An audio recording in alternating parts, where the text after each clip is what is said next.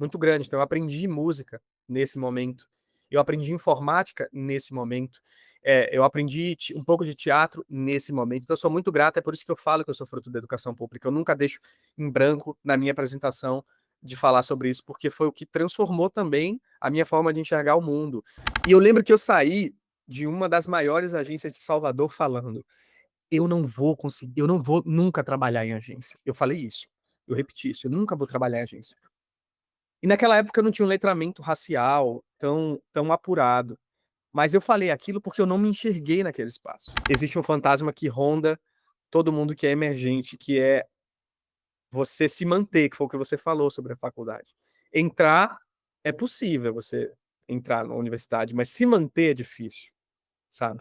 E você ir a primeira vez é ok, as pessoas vão falar: caramba, parabéns, moleque de sorte. Agora, quando você vai de novo, você fala: peraí, não é só sorte. Alguma coisa ele tá fazendo.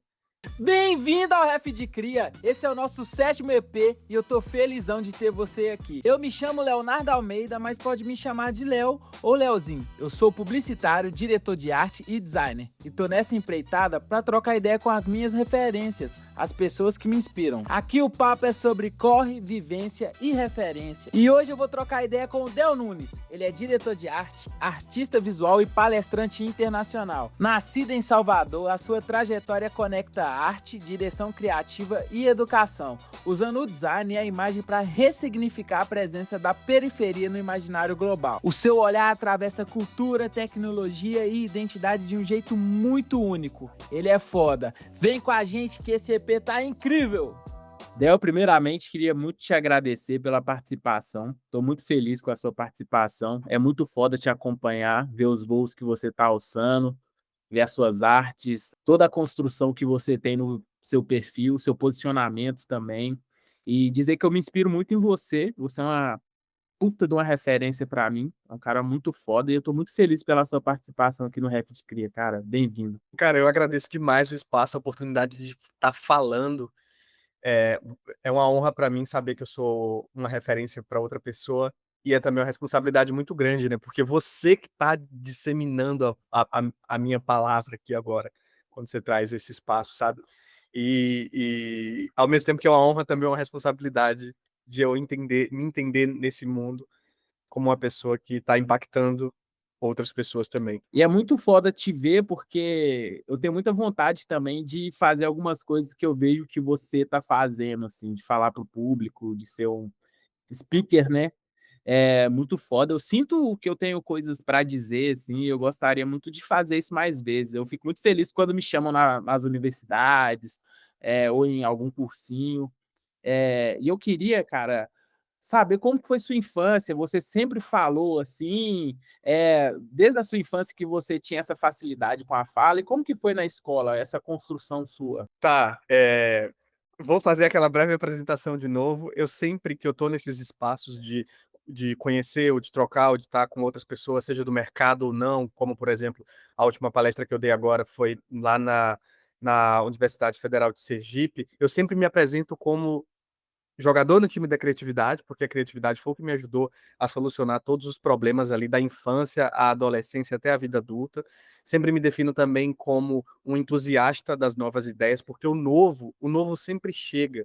Quando eu entrei na faculdade em 2017, o mundo era completamente diferente do que ele é hoje. A gente nem sonhava ser tão dependente de carro de aplicativo para se locomover, ou de aplicativo de delivery, ou de um aplicativo que começou tão comum como dancinha para se tornar hoje uma das maiores redes sociais do mundo, sabe? A gente nem imaginava as ferramentas de inteligência artificial generativas. Então, eu sempre fui muito curioso, assim, e aberto para o que o mundo estava oferecendo. E também me defino como um fruto da educação pública, que aí eu vou começar a falar da minha infância. A minha infância é muito comum, eu acho que ela é como a maioria das infâncias, como a sua, como a de pessoas emergentes desse país, assim, não tenho muitas coisas para citar, não fazia coisas extraordinárias, era rua, era brincadeira de criança normal, era o baliô, não sei como é que é essa brincadeira em outros estados, sabe? Era o esconde-esconde, então foi uma infância muito normal. Eu nunca fui uma criança muito aberta, assim. Eu sempre fui muito tímido, eu sempre fui muito fechado, e isso refletiu também no meu posicionamento na escola. Então, eu não era a pessoa mais popular da escola, mas eu descobri um truque que fazia todo mundo ficar do meu lado, assim, mesmo com toda a minha antipatia. Eu sempre fui muito antipático mesmo, assim, de verdade. Eu percebi que quando a gente fazia bons trabalhos, as notas eram mais altas por conta dos trabalhos. A minha escola sempre teve isso dos projetos.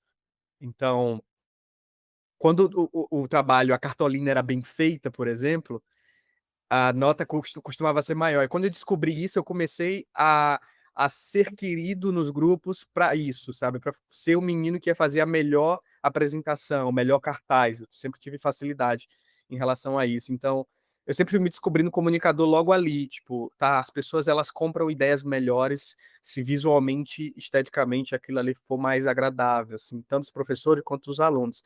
Então, acho que nasce dali esse comunicador que eu tive do meu lado, de entender, de olhar muito para esse sentido, sabe? Cara, muito foda. Então, desde o começo também você tinha muito em você as artes manuais, o fazer manual? Sempre estava buscando fazer alguma coisa, porque eu recebia muito estímulo para isso. Como eu não tinha, eu sempre quis ter um carro de controle remoto, mas eu não tinha, não tive um carro de controle remoto porque meus pais na época tinham outras prioridades e aquilo era muito caro, né? Hoje em dia você quer um carro de controle remoto, você faz um dropshipping, você vai comprar um da China e ele vai chegar e vai ser super barato.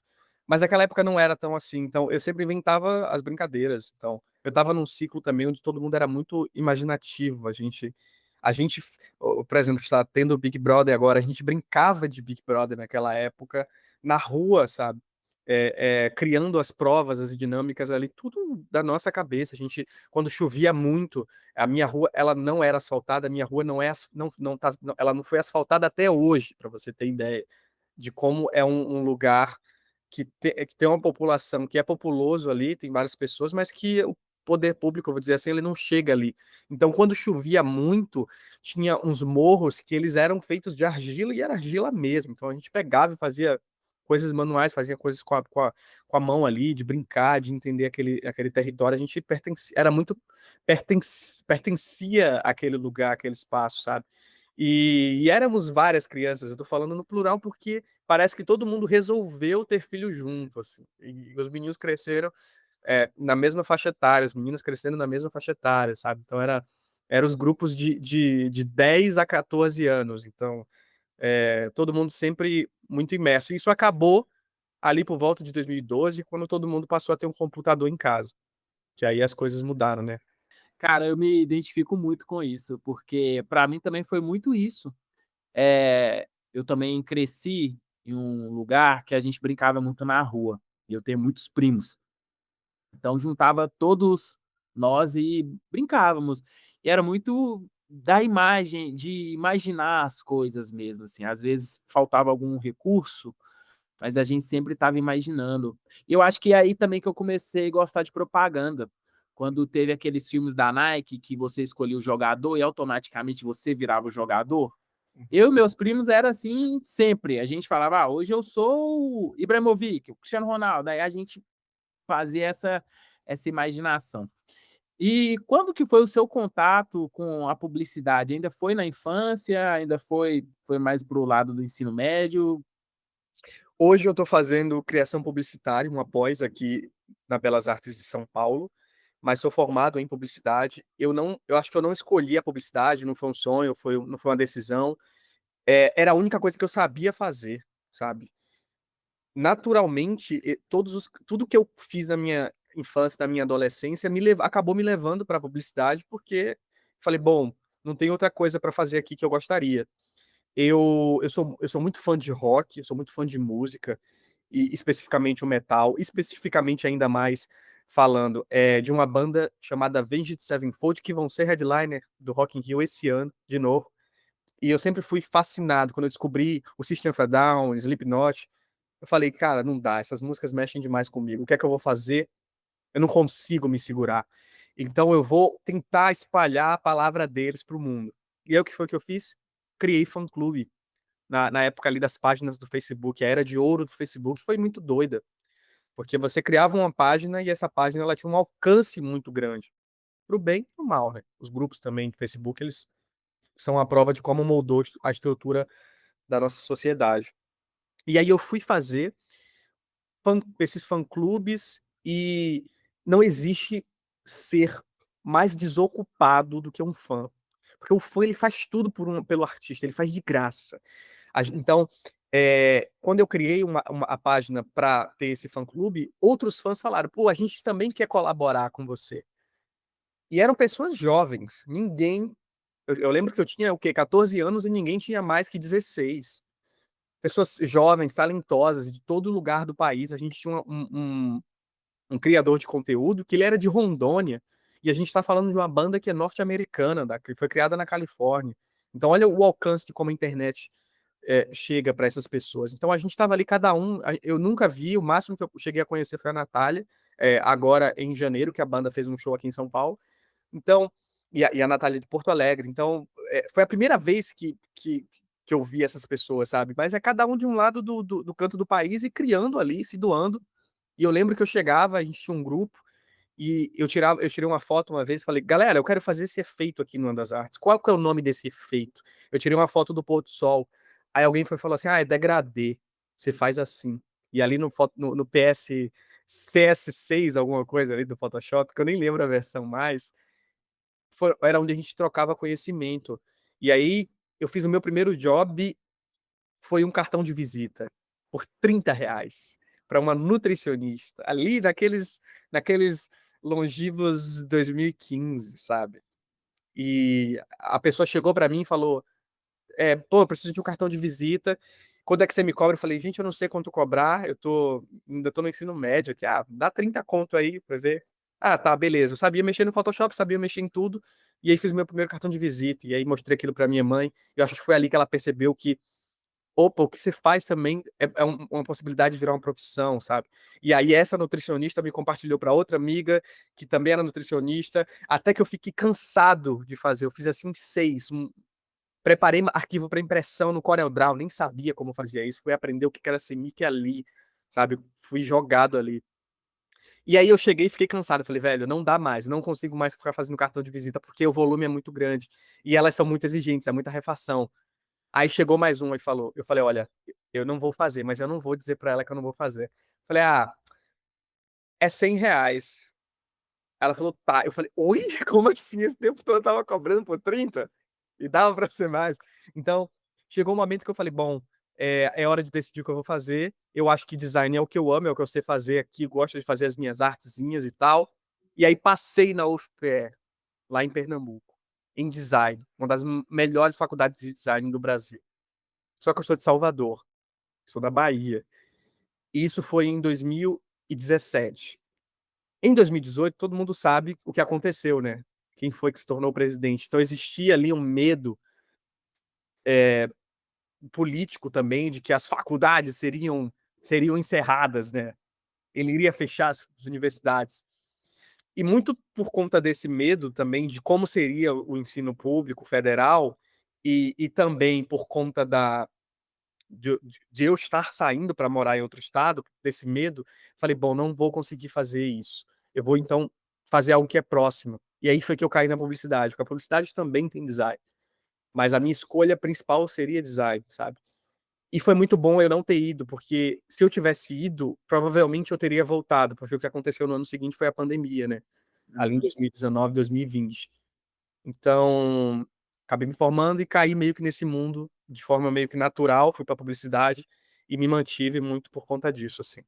Ah, saquei. Eu acho que uma coisa também que é interessante a gente saber, como que foi a sua trajetória da escola pública até a faculdade? Você fez cursinho, ou estudou por fora, você era um bom aluno, como que era?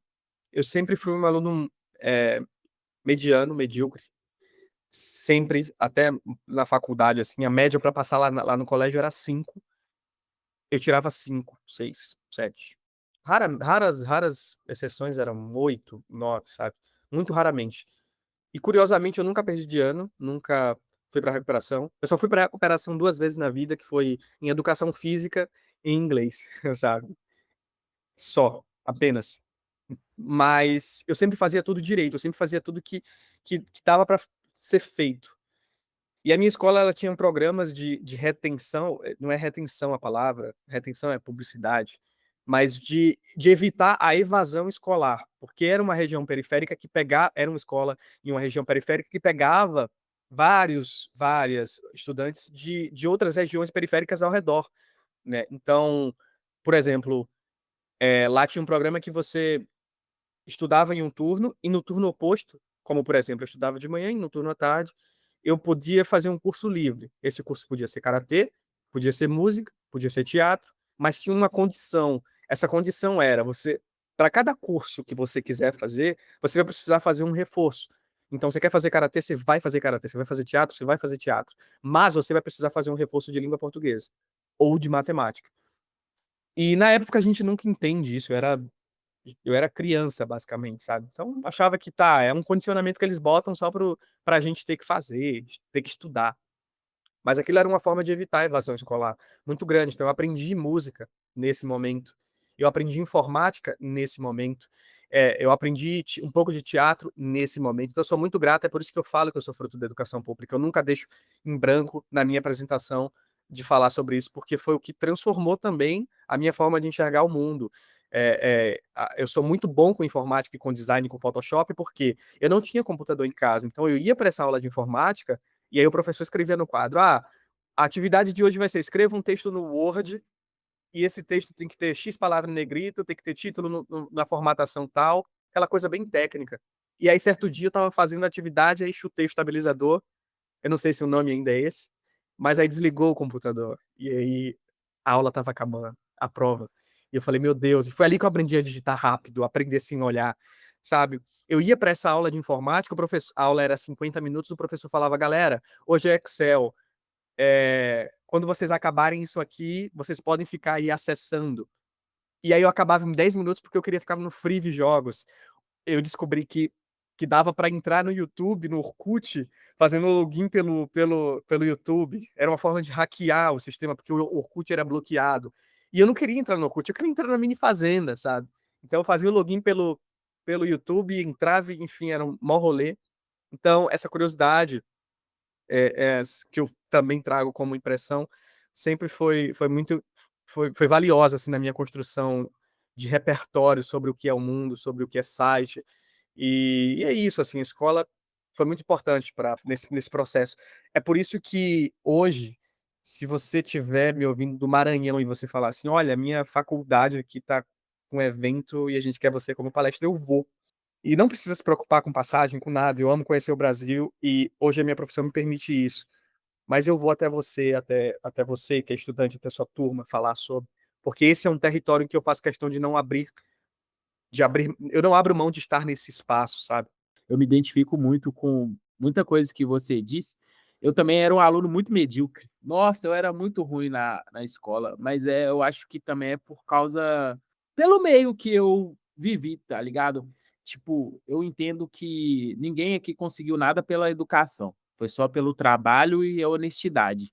Então, eu entendo que eu não recebi o incentivo da educação por causa que eles só queriam que eu fosse honesto, tá ligado? Honesto e trabalhador. Esse sempre foi o conselho da minha família. Isso é uma coisa que eles não abrem mão. Tipo, a minha vida inteira sempre fui nesse caminho e quando eu era repreendido era muito nessa linha, honesto e trabalhador.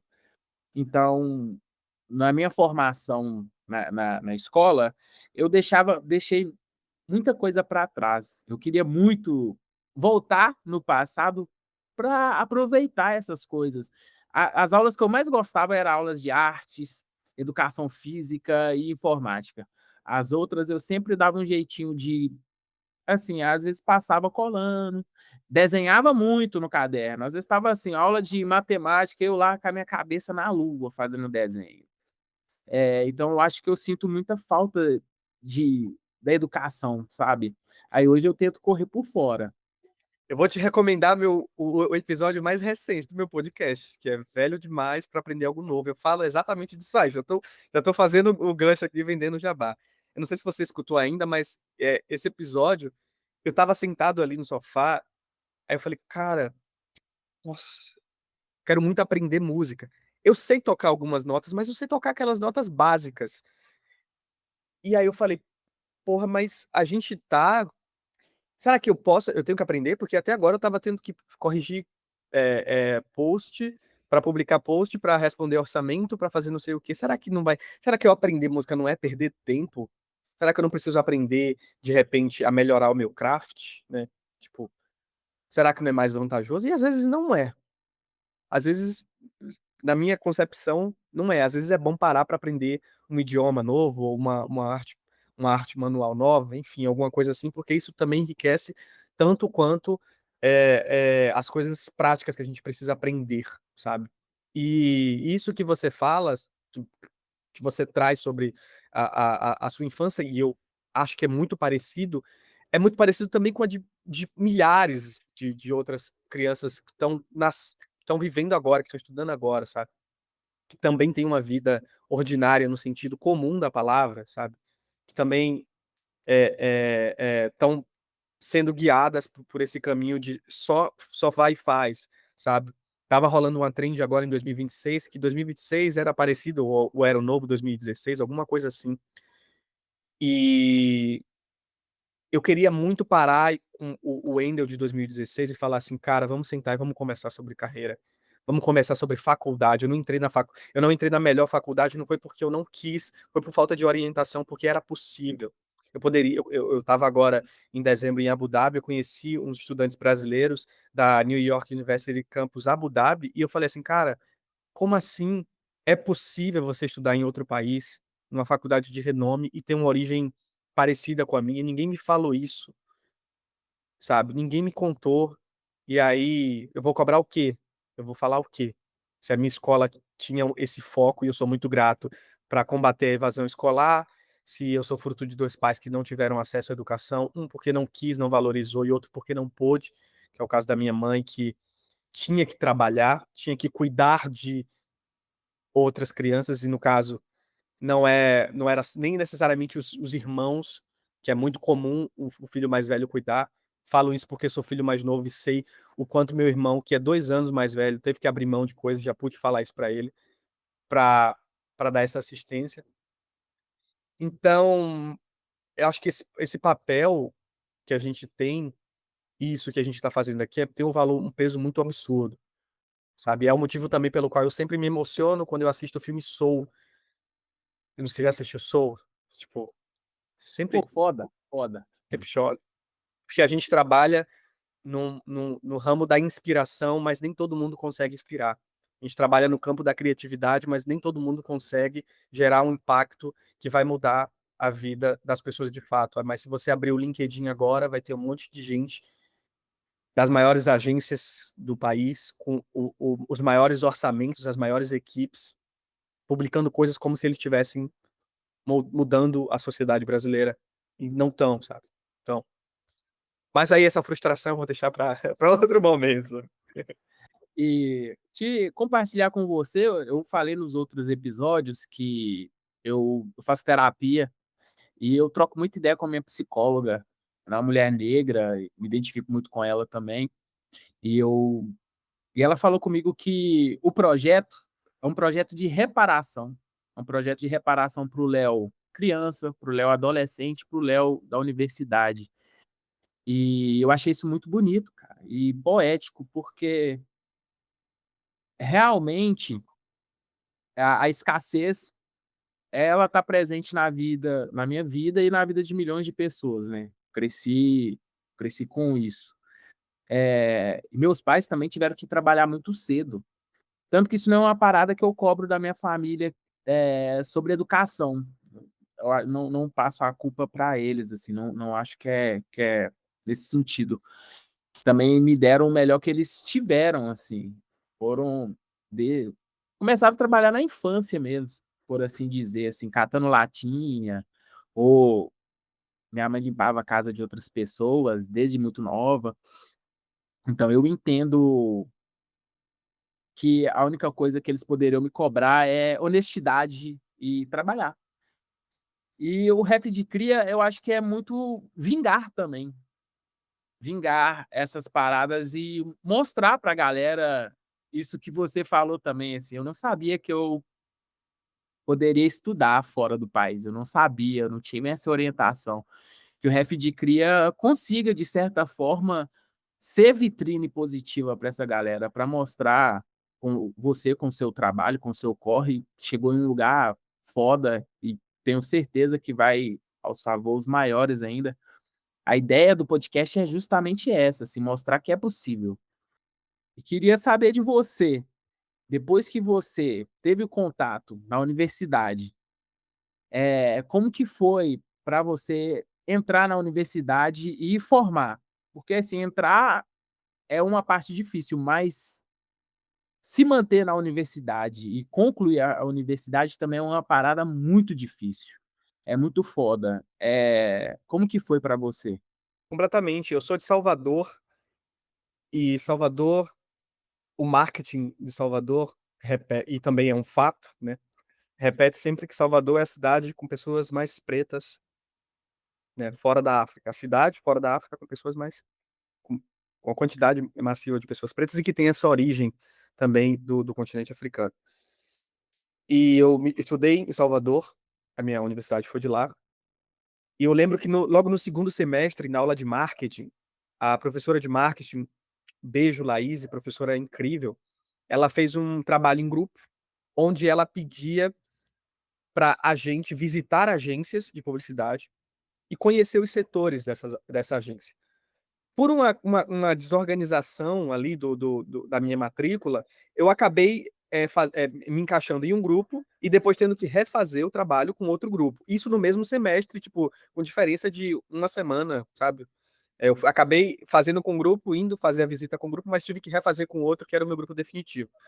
E essa agência, esse grupo, esses dois grupos, eles escolheram agências diferentes para conhecer o setor de criação, de atendimento, planejamento, coisas desse tipo.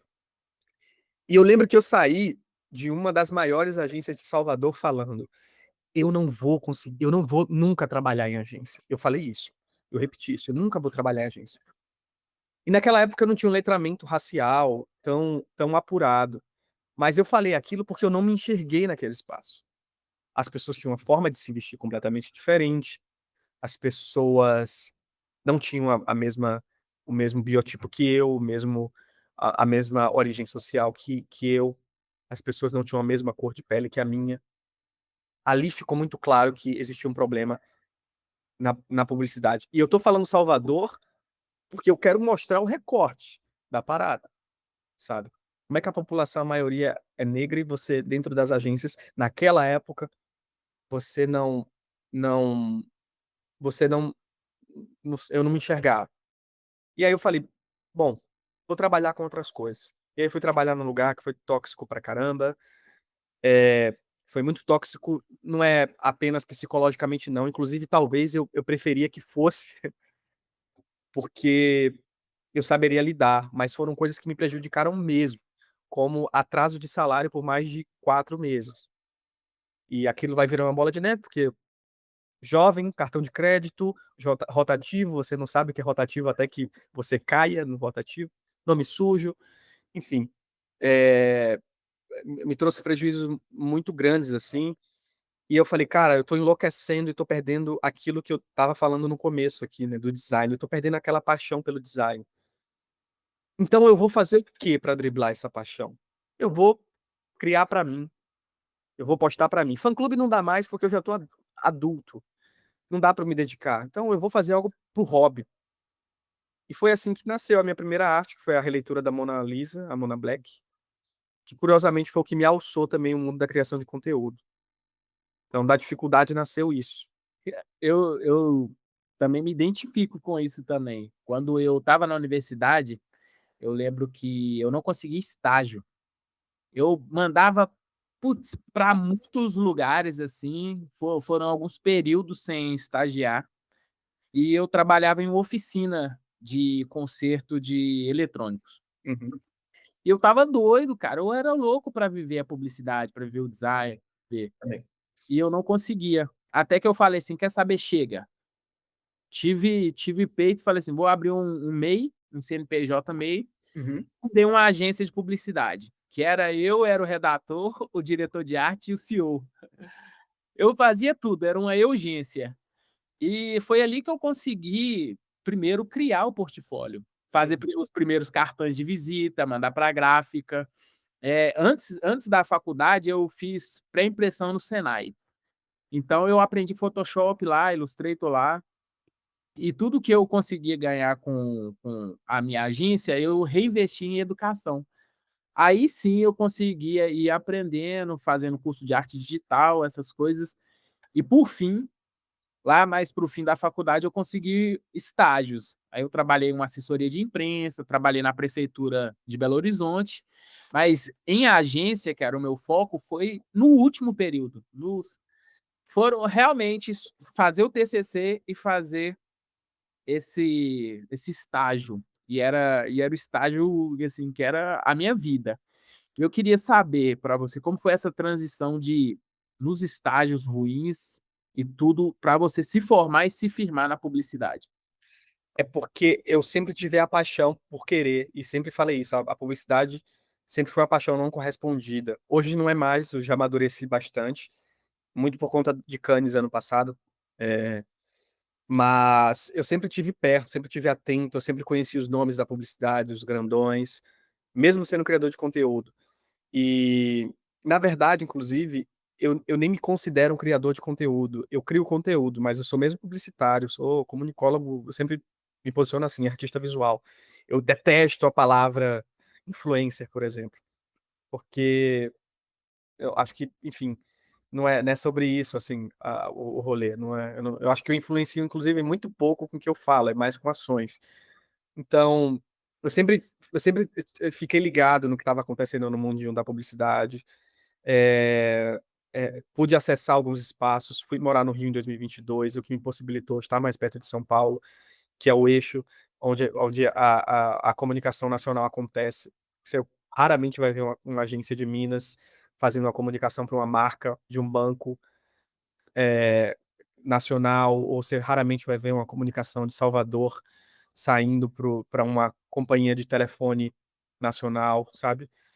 Os escritórios das Big Techs, quando vêm para o Brasil, se firmam em São Paulo. A Openai abriu, chegou aqui em São Paulo, ou no Brasil, chega primeiro por São Paulo. Então acaba sendo a porta do mundo e a porta comercial também. Inclusive, vivendo aqui em São Paulo, eu percebo que essa cidade é um grande laboratório. Aqui se testa tudo antes de ir para outros lugares. Inclusive, é por isso que quando a comunicação chega para fora, ela para fora, que eu digo assim, em outros territórios do Brasil, ela chega meio que diferente, né? Como se fosse feita com para São Paulo. É porque, de fato, gente, acaba chegando primeiro aqui. Mas eu sempre estive ligado na publicidade, eu acho que é isso que me manteve é, é, é, dentro, assim, muito próximo. E eu, querendo ou não, trabalho com publicidade também, porque se eu divulgo um produto, eu estou fazendo a publicidade para ele, né? Eu sou hoje do Team Galaxy, né, da Samsung, e o que eu estou fazendo é publicidade. Só que estou fazendo publicidade com a minha imagem. É um pouco diferente no sentido da profissão de exercer, mas é muito gostoso porque eu estou criando do meu jeito. E isso tem um respeito, assim, é muito grande. Mas é um mercado muito fechado, é um mercado que hoje tem muitas oportunidades, mas é mais uma vez, é, é muito difícil, às vezes, a informação circular, porque as pessoas não querem que a informação circule.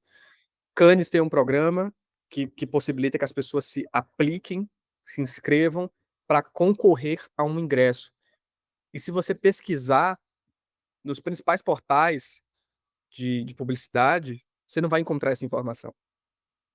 Por que essa informação não roda, sabe? Por que que eu só fui descobrir isso quando eu já estava lá? Que eu falei, ué, sabe? Então, é meio que isso, assim.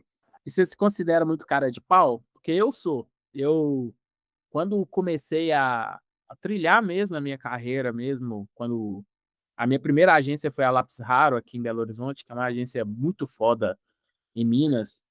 E quando eu estava para acabar meu estágio, que foi só 6 meses, né, que foi só um período que eu pude ficar lá, eu fiz uma apresentação para minha diretora de criação de motivos para ela me contratar. E isso é uma ousadia, uma cara de pau, assim, né. Pô, falar o cara quer ser diretor de arte com 6 meses de agência, se parar pra ver é muita ousadia e felizmente eu consegui a contratação, com muito sangue nos olhos. Eu acho que isso é uma característica que a gente possui que é de quem veio de quebrada, quem veio de periferia tem muito sangue no olho. Então eu queria saber de você, você é muito cara de pau, vai pra frente, vai pra cima? Não, não sou cara de pau, tento ser mais. Eu sempre fui muito bom, eu sempre fui o melhor, às vezes, na grande parte das vezes. Quando eu não era o melhor, eu era muito bom. Acho que até na escola eu era o melhor da turma no sentido criativo, não de nota, isso aí tá claro que e foi ali também que eu aprendi que não dá pra você ser bom em uma única coisa. Você tem que ser bom no que você faz, mas você também tem que ser bom e carismático. Porque se você só for bom, não vai contar muita coisa. Alguém que é ruim, mas que tem mais carisma, vai conseguir. Alguém que é muito ruim, mas é mais bonito, vai conseguir. Sociedade também é sobre a estética que a gente tem. Então, acho que o que me trouxe até aqui foi ser bom. Apenas isso, assim. E outras coisas também. E, e eu precisei desenvolver esse ser bom com mostrar que é bom, que é a palavra de, de alguns anos atrás, aí, não sei se ainda está valendo, que é a performance. Tem que performar. A gente tem que performar que a gente é bom, a gente tem que mostrar que a gente é bom. E se a gente não for bom, mas conseguir simular que a gente é bom, a gente chega em vários lugares, assim. Eu vi isso acontecendo na prática. Então, é muito curioso, é muito paradoxal talvez eu falar assim: "Ah, sempre fui medíocre em nota, mas sempre fui muito bom", porque é essa pluralidade do que a gente consegue desenvolver com as nossas habilidades, assim. Eu penso muito nisso, assim, hoje eu não me considero eu tenho até um episódio também que eu falo sobre isso, né, de que o melhor networking é um trabalho bem feito, mas hoje eu foco muito em mostrar como eu sou bom, como eu posso ser bom, como eu sou bom de fato. Eu tento me vender, né, essa palavra. E um dia desses, acho que foi segunda-feira agora, eu li a newsletter eu tô até procurando aqui, de um cara que eu sigo, que é o Lucas. Lucas, não sei pronunciar seu nome, mas vou pesquisar aqui, que é muito bom, que me trouxe um insight muito bom. O título dessa newsletter é esse aqui: A dor de quem acredita que o trabalho fala por si. Porque eu acreditava nisso. Eu acreditava que era só ser bom seria o suficiente. E eu percebo que não. Eu preciso ter também essa cara de pau, entendeu? Essa ousadia. Eu tenho que saber me vender, inclusive se eu não for muito bom o suficiente para ser comprado. A publicidade faz isso. As marcas pessoais, o branding e tal, a gente toma um líquido que ainda tem altos índices de açúcar, que é uma coisa que não faz bem, que não é saudável, mas a gente consome. Por quê? Sabe? Então, eu até compartilho, o nome da newsletter é Propaganda Não É Só Isso Aí, News. É do Lucas Church, não sei pronunciar, mas é uma ótima referência se quiser botar aqui na descrição, porque eu também tinha essa dor de acreditar que o meu trabalho falava por mim mesmo e que ser bom era o suficiente, que ser bom era o bom bastante, que só precisava ter um bom trabalho, quando na verdade também a gente precisa ter um pouco dessa audácia para se jogar no mundo. Justamente, eu acho que ter cara de pau e ousadia é muito importante pra gente ter esse sangue no olho, assim, de buscar performar, buscar ser bom, buscar mostrar que a gente é merecedor de estar nos lugares. Eu queria saber de você como que começou, pra você ser um speaker? Hã, boa pergunta, não sei. Realmente não sei, eu acho que na verdade eu acho que eu sei quando começou, assim. É porque acho que tá claro que eu sempre gostei de falar, né. Meu primeiro podcast foi em 2016. Nem se Em 2016 ainda as notícias eram: "2016 vai ser o ano do podcast", sabe. Tinham essas promessas. Então, acho que eu sempre gostei de falar e sempre gostei de falar sobre coisas que eu gostava. Então, sabe quando um amigo tá tentando te convencer a escutar uma música? Ele vai tentar te vender aquilo. Tipo, pô, essa música aqui é muito boa, escuta isso, pô, esse solo, esse não sei o quê. Então, eu sempre tive isso. E aí, mais uma vez, acho que foi um caminho que eu encontrei de me conectar com as pessoas. A minha primeira palestra num palco grande, que foi na UPix, no UPix Summit ali de 2022, foi onde eu vi a força da coisa acontecendo. Porque eu sempre estive na minha carreira no digital, até os 2 anos atrás. E o digital é frio. Quando alguém me manda mensagem, nossa, estou emocionado, eu vou ler, eu vou dizer assim, nossa, que bom, caramba, olha só, você tá emocionado. Pô, que legal. Mas quando você vê uma pessoa chorando na sua frente, falando, cara, seu trabalho me impactou de um jeito, aí você fica meio sem palavras, assim. Foi o que aconteceu comigo. Eu falei, como assim? Por que essas pessoas estão chorando? Eu não tô entendendo porra nenhuma, sabe? Então, foi onde eu percebi que a gente se conecta mais com as pessoas. Eu faço um post, 1 milhão de pessoas vão ver. E talvez 0,001 vai falar assim, caramba, isso aqui me emocionou. No palco é diferente, você tá ali de cara a cara com a pessoa e não tem como ela não te escutar, não tem como ela te ignorar nos 3 primeiros segundos e falar assim, vou levantar e vou sair. Óbvio que todo mundo pode sair no meio e tal, mas a pessoa vai querer te escutar, por mais que o auditório caibam 300 pessoas e só tenham 10, essas 10 pessoas vão estar ali te escutando. E é assim que acontece essa coisa religiosa. O uso dessa palavra, inclusive, é intencional, meio que religiosa mesmo, porque você está compartilhando a ideia e a pessoa está pegando aquela ideia e vai compartilhar, sabe? Você pegar as principais religiões do mundo, elas são feitas assim, nesse coletivo, no chão, nessa missa de corpo presente. Então, eu tô falando mais um motivo pelo qual eu gosto de estar do que como necessariamente começou, porque como começou, eu confesso que não sei, assim. Cara, e você sempre falou super bem assim, ou foi mais treino, preparação? E depois conta como foi para ir para Cannes. Eu Falar eu não acho que eu falo tão bem, não. Eu acho que eu falo um pouco, não tô sendo modesto, eu juro, mas eu gaguejo muito, quando eu tô em cima do palco eu falo muito "né", eu não seguro o microfone da forma como os os os como é que falam? Os coaches de oratória sugerem, eu não é intencional também, eu gosto de ser rebelde, eu gosto de provocar, sabe. Eu estava numa palestra que era sobre ancestralidade, eu falei: "Gente, vocês estão falando sobre ancestralidade com um menino de 27 anos. Cadê os a galera aqui de 60, 70 anos?". E digo mais, cadê a galera comum? As melhores palestras do clube de criação que eu assisto, a melhor que eu assisti ano passado foi sobre era um médico, um estrategista e uma outra pessoa aleatória, não era um publicitário falando. Eu acho chato pra caramba, sabe, quando as pessoas vão pra ficar vendendo o próprio trabalho, o próprio serviço, porque a gente fez. Mais uma vez, acho que a publicidade eles têm um problema de autoestima que é chato pra caramba, e eu tento não ser assim. Eu acho que é por isso que eu tento não ficar falando tão corretinho quando eu tô na palestra. Tipo, eu gaguejo mesmo, eu falo, eu tento fazer uma conversa informal, respeitando os limites, claro, só pra não ser igual a todo mundo, sabe.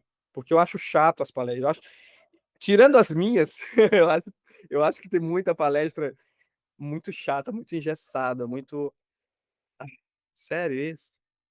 e falando sobre linguagem, você foi para Abu Dhabi, né, e deu uma palestra em inglês, correto? Eu vi um vídeo Isso você mesmo. em inglês. Cara, primeiro, parabéns, é muito foda te ver assim. Outra coisa também que eu vi esses dias e mandei para os meus amigos foi o Cabelinho falando inglês.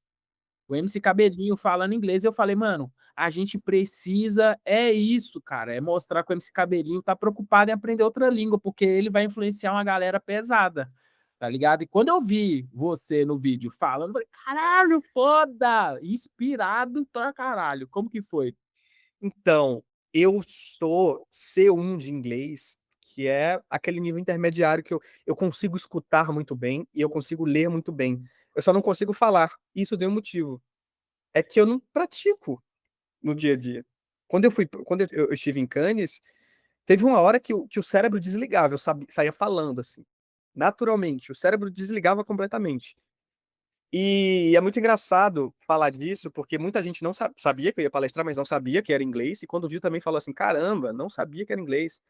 E muita gente veio perguntar como você aprendeu. E isso que é fantástico, porque para um nativo, obviamente, eu estou falando equivalente a obrigado, sabe? Aquele inglês engessado. Eu ir para lá, sabe? Mas, obviamente estou sendo compreendido. Mas para quem está aqui, que está vendo, fala assim, pô, também quero saber o caminho. Acho que é massa, que bom que você está fazendo isso, que bom que você está conquistando. Uma das primeiras frases que eu aprendi em inglês foi Art is a Universal Language, que é arte é uma linguagem universal. E a língua é uma barreira. Porque no meu primeiro dia em Cannes, por exemplo, eu conheci um cara, ele era japonês, ele estava tentando se comunicar, ele queria muito saber sobre mim. E eu não eu estava ainda meio engessado para poder falar, porque era meu primeiro dia, minha primeira vivência ali, eu nunca tinha saído do país antes. E eu percebi que a língua é uma barreira muito grande, porque quando você está interessado na pessoa, sabe quando você está interessado no contatinho e simplesmente ele não te responde, é meio que parecido com isso, tipo, pô, eu tô interessado em saber quem é essa pessoa, ela tá interessada em mim, mas a gente não consegue se comunicar. Em Abu Dhabi, eu tava passando por uma feira de exposição, e aí tinha um cara que ele tava sentado assim, aí ele olhou pra mim e ele perguntou assim sobre o meu cabelo, os búzios do meu cabelo. Aí eu falei, são conchas, falei inglês assim, são cia do mar. Ele falou, oh, no, arábica, porque ele não falava inglês. Aí eu falei, caraca, eu não falo árabe. Aí eu abri o Google Tradutor, pesquisei e mostrei pra ele, ele abriu um sorriso no rosto, assim, falou, oh, tipo, ele falou na língua dele, assim, eu botei na tradução de áudio, ele falou, pô, que legal, que incrível, parabéns. E ele estava interessado em saber, e eu queria saber o que, é que ele estava querendo falar também. Então, aprender outro idioma, inglês, espanhol, francês, eu recomendo demais o inglês, é essencial pra gente, porque a gente acaba abrindo portas, a gente acaba quebrando a barreira da língua, que é uma barreira no mundo globalizado muito grande. E hoje a gente tem a possibilidade de aprender, sabe? A gente consegue criar um plano maneiro pelo chat GPT, a gente consegue criar um plano maneiro pelo Gemini.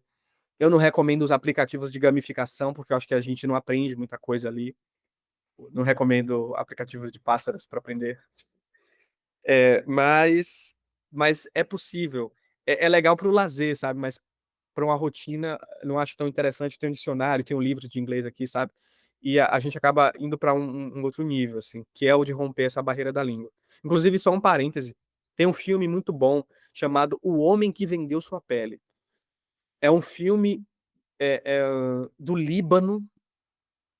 Posso mandar também, aí tu botar nas refs aqui na descrição, que o cara é um refugiado e o país dele está em guerra, e ele conhece um artista visual que fala assim: se você me vender suas costas, eu faço uma tatuagem e a gente sai rodando o mundo para expor essa obra. E ele, enquanto homem, enquanto ser humano, ele não consegue atravessar as fronteiras dos países. Precisa de visto, precisa disso, precisa daquilo. Mas ele, enquanto arte, ele consegue. Então, a desumanização dele para virar uma obra de arte faz com que ele entre em qualquer lugar da Europa, qualquer lugar do Brasil, porque ele não é um ser humano. Ele é uma obra de arte. Esse filme me impactou demais, assim, é um filme muito bonito, muito bonito. Ele não é um filme em inglês, isso que é interessante, quer dizer, pelo menos que eu não lembro, ele não era 100% em inglês. E foi interessante demais assistir esse filme para aprender sobre o poder da arte, o poder do idioma. Pô, cara, Gangnam Style, como que esse cara saiu da Coreia do Sul, revolucionou o K-pop? Esse cara saiu da Coreia do Sul e foi parar em cima de um trio elétrico em Salvador por conta de uma música, Gangnam Style, sabe? Então, tanto a língua quanto a arte, elas atravessam qualquer campo imaginário, como são as fronteiras, ou físico, que você imaginasse. Te mandar tudo isso. Cara, foda. E eu vejo no seu perfil que você sempre aborda a arte e a educação. Tá muito em você isso, né, a arte e a educação. E eu queria saber agora suas referências, tanto na arte quanto na educação. O que que faz você se inspirar no dia a dia? O que que você consome? O que que você está estudando atualmente? eu acho que a educação acaba sendo a base de absolutamente tudo que a gente precisa. Eu acho que hoje o meu estado está vivendo uma epidemia de muitos problemas sociais que envolvem violência, que envolvem desinformação, e isso é muito por conta esses índices altíssimos, e são índices mesmo, porque são informações que o IBGE disponibiliza.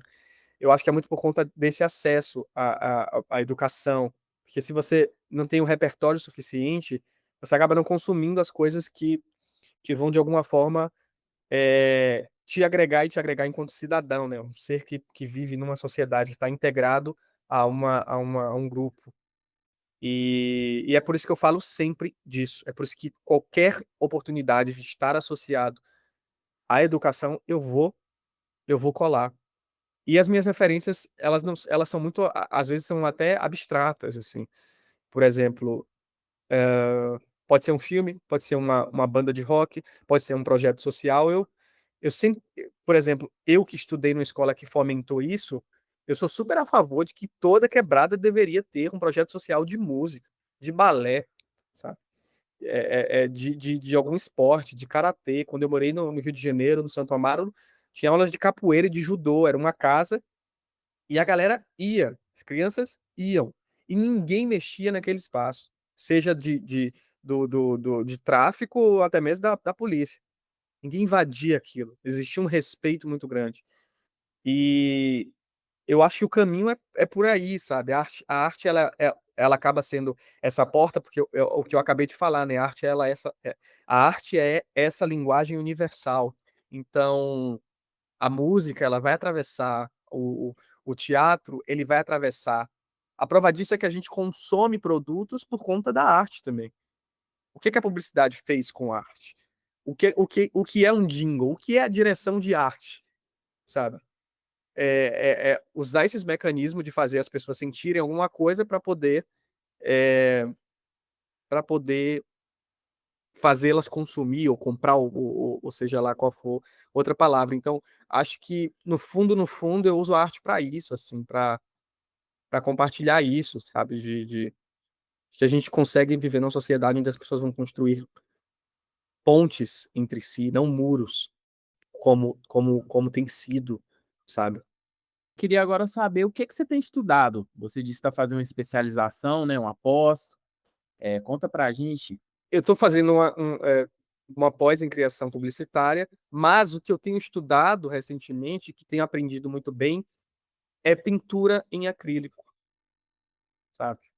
Eu tenho aprendido isso. Muito impulsionado por esse novo ano, né? Que sempre o ano começa.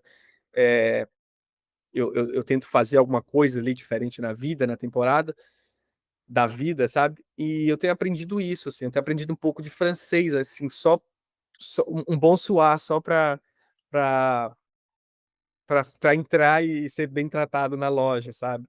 Ano passado, como eu falei, eu fui para Cannes.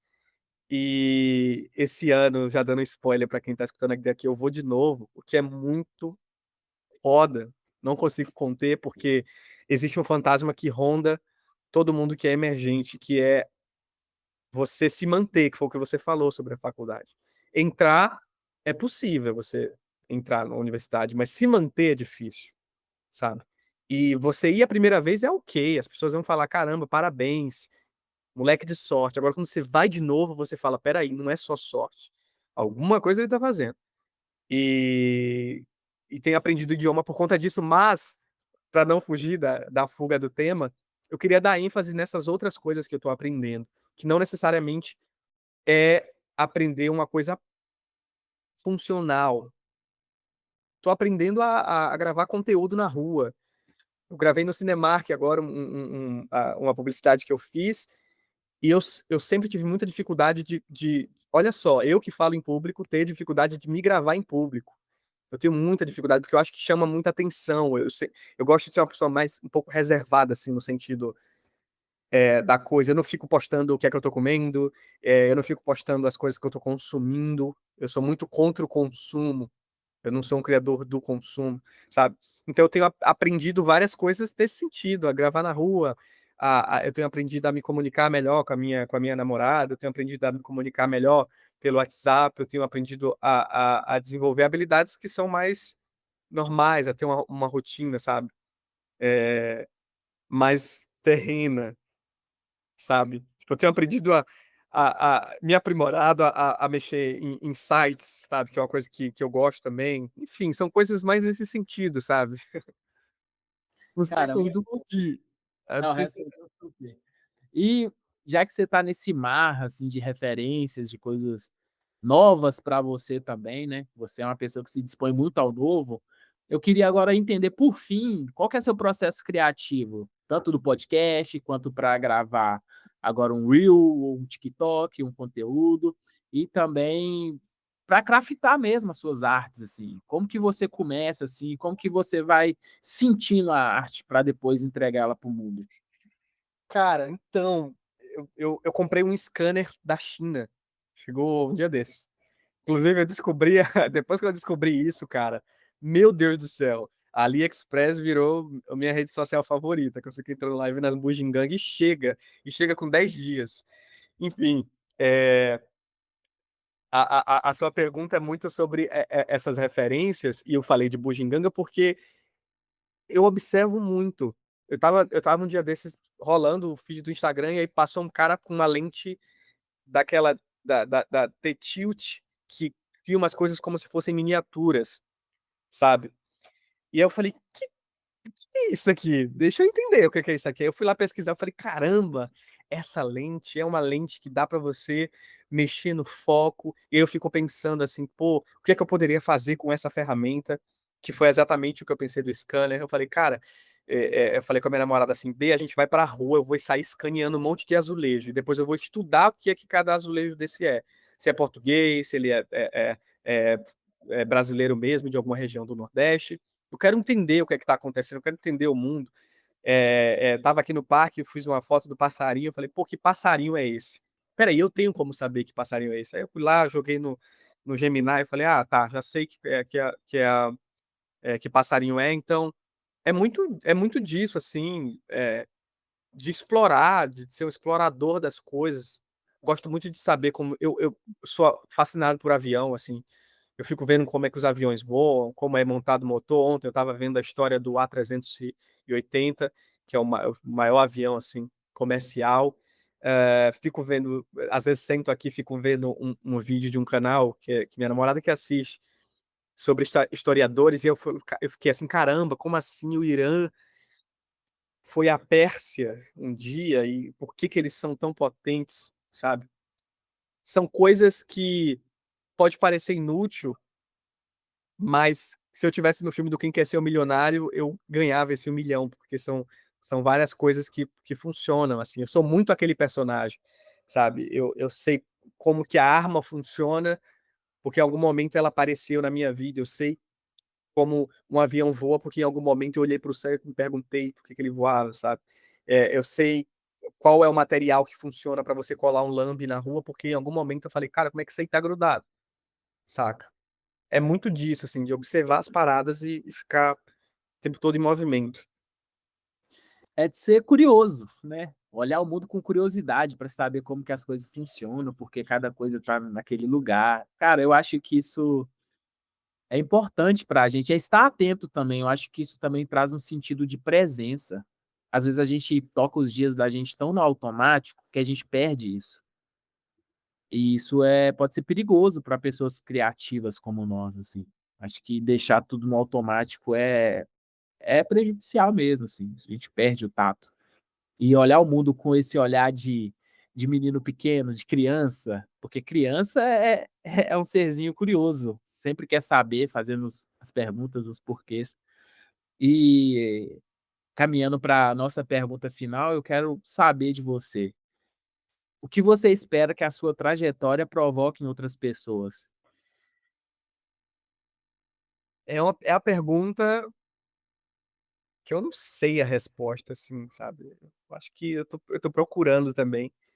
Eu acho que sempre que eu tô criando alguma coisa, eu espero que isso chegue na outra pessoa ela não apenas sinta algo, porque quem tá compondo a música além de querer ser escutado, quer que a pessoa dance, ou que a pessoa chore, ou que a pessoa, sabe, faça alguma coisa. Então eu sou assim, eu quero que alguém sinta o que eu tô fazendo, mas e não quero que as pessoas repitam os meus passos, que são passos que, sabe, muito calejados. Eu não gostaria que ninguém tivesse calos para conquistar as coisas, porque tem muita gente que consegue, muita gente que simplesmente porque nasceu em uma família específica tem esse caminho mais simples.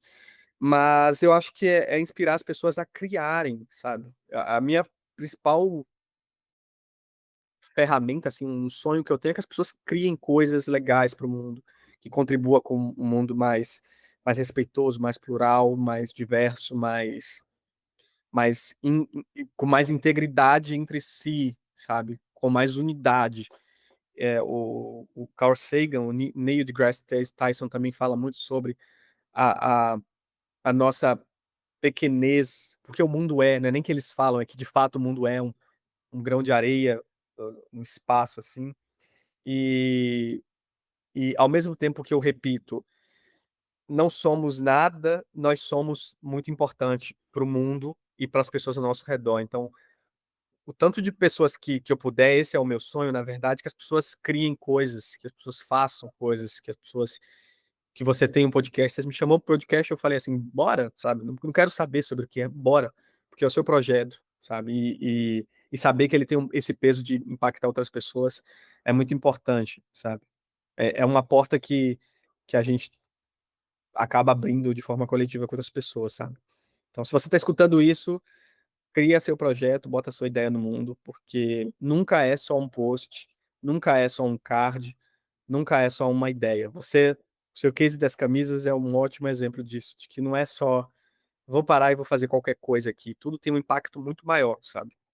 Muito obrigado pela sua participação. Saio daqui muito inspirado e com vontade de continuar criando, de estudar, de pôr a mão na massa, de observar o mundo com esse olhar curioso, não deixar que o piloto automático tome conta, de também ter olhar para as ferramentas. Eu acho que a nossa conversa desperta muito para esse lado, assim, de procurar o novo, olhar para as ferramentas e pensar o que que dá para a gente criar a partir delas, com elas. É, Inclusive, um adendo aqui, um parêntese sobre esse olhar. A gente está numa época da história da humanidade. Eu fiz até uma palestra para a galera do chat GPT sobre isso, né? História da humanidade, a incrível história da humanidade, onde eu falo exatamente disso, dessas ferramentas que a gente tem hoje em dia. Se você parar para analisar, o GPS, hoje a gente usa o GPS para quase tudo, para saber onde o entregador que está trazendo a nossa comida está, onde ele está. Mas o GPS ele foi uma tecnologia, é, não tenho certeza se foi sobre os russos ou os soviéticos ou os americanos, que fizeram para rastrear os satélites do outro país, porque eles perceberam que se você espelhasse o sinal, você poderia saber onde a pessoa está e não apenas saber onde o satélite estava, porque o GPS ele meio que foi criado para isso, para você saber onde que os satélites estavam no céu, para você não perder eles. Mas dá para você espelhar e saber onde você está também. Então, como que alguém pensou naquela época que hoje a gente teria no nosso WhatsApp, a gente poderia mandar a nossa localização em tempo real, sabe? Então essas tecnologias elas já existem, a gente precisa estar atento para poder criar elas. O cara pegou e falou assim: beleza, o mundo está entrando em uma crise e as pessoas estão começando a ter menos poder de compra. E se a gente criasse um aplicativo para elas se locomovessem, mas a gente não precisa contratar ninguém. As pessoas que têm carro vão fazer os próprios trabalhos. A gente só precisa criar algo para conectar quem precisa do carro com o carro. Então, a gente precisa estar muito atento a isso, a entender o que é que está acontecendo, as novas ferramentas, quais são as previsões para o futuro, o que é que pode acontecer, o que é que pode não acontecer, como que essas guerras estão impactando o nosso dia a dia, porque acabam impactando, né? Mais uma vez, a gente não é tão importante para o mundo, mas a gente é muito importante para o mundo. Por mais que isso talvez não faça sentido, é o que é, sabe? cara, lindo, lindo. Eu acho que é muito importante tudo que você trouxe, tudo que a gente abordou, tudo que a gente trocou ideia.